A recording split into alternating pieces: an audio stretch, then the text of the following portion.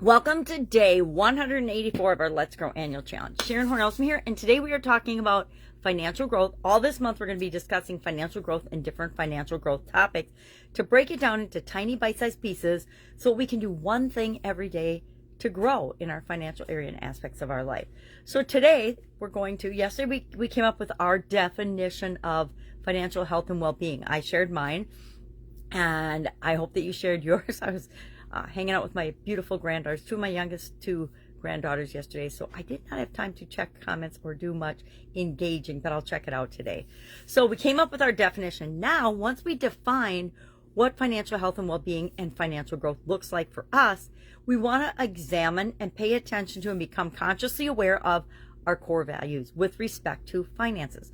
Tomorrow we're going to do thoughts and beliefs, so they feed into our core values, but our core values are a little bit deeper than that. They are the things that on a subconscious level have us making choices and decisions about our financial health, well-being opportunities that we might not be aware of. So we want to really become aware of them today. So I say as we go about our day, we're going to pay attention to financial topics that come up and our instant reaction to them. There are things that come up, opportunities that come my way, and it's an automatic no. I know it's not for me. It doesn't feel right for me, so it's just an automatic no. And I could get some examples of that, which I probably will as we go throughout the month, but not today. But there's things that are cringy to us. And if it's cringy, that means it's not for me. Might be for you, but it's definitely not for me. We're going to look at our personal life with respect to financial growth and our professional or our career or our business life with respect to core values.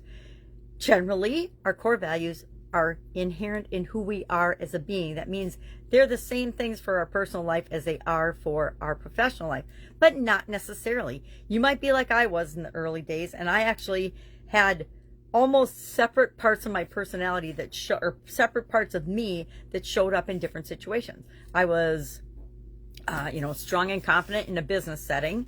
I was more timid and more casual and laid back in personal settings, etc. So we show up how we think we should.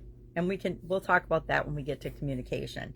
But for example, personal core values, and this is one that was mine and really held me back a long time when I was younger. And I still see it coming up and popping up in my life now. It really triggered and happened once I had kids. Once I had kids, security became like one of my top financial core values, and having a sense of security and home and comfort.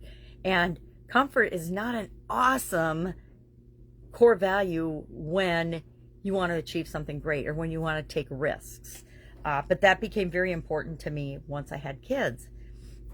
Freedom, prior to that, it was all about freedom and independence and how to do what I want, when I want, where I want, wearing what I want with whomever I want. I guess that's kind of been my core motto throughout most of my life. I don't know, we're not going to talk about mottos today. Maybe in communication month we'll talk about that. And then responsibility, personal responsibility. Who's responsible for our financial health and well-being? Who's responsible for our financial growth? Guess what? You are. We are each 100% responsible for everything in our life, and that includes our financial situation. And the choices and the thinking and the things we have about that have a huge impact on it. How about professional? Some of the things that might be a core value are growth, innovation, creativity, sustainability, integrity. I think, integrity ought to be there all the time, but that's a core value of mine.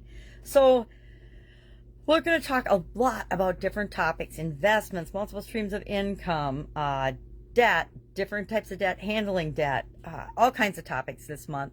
But if there's a topic you want to talk about, please make sure you put it in the comments below so that I can add it to our monthly repertoire. It's only the second, so I can get away with still adding and changing and tweaking. I change and tweak things all the time based on what feels right for the challenge. But today our action item is just to share one of your core financial growth core values in the comments below. Just one. I already shared several of mine: security, independence, freedom. And here's why we want to look at these. Because security and comfort and freedom and independence are kind of like opposites, right? And if I am working off of opposites like that in my core values, guess what happens? Whichever one I'm feeling stronger at the time wins. So if I'm feeling that freedom and independence are more important to me at the time that I'm making a decision about an opportunity that comes my way, I'm probably going to say yes. If I'm feeling more security and comfort based and an opportunity comes my way, if that's higher priority in my core values right now, I'm probably going to say no to the opportunity. All right, that is all I've got today. Any questions? What do? You ask. ASK.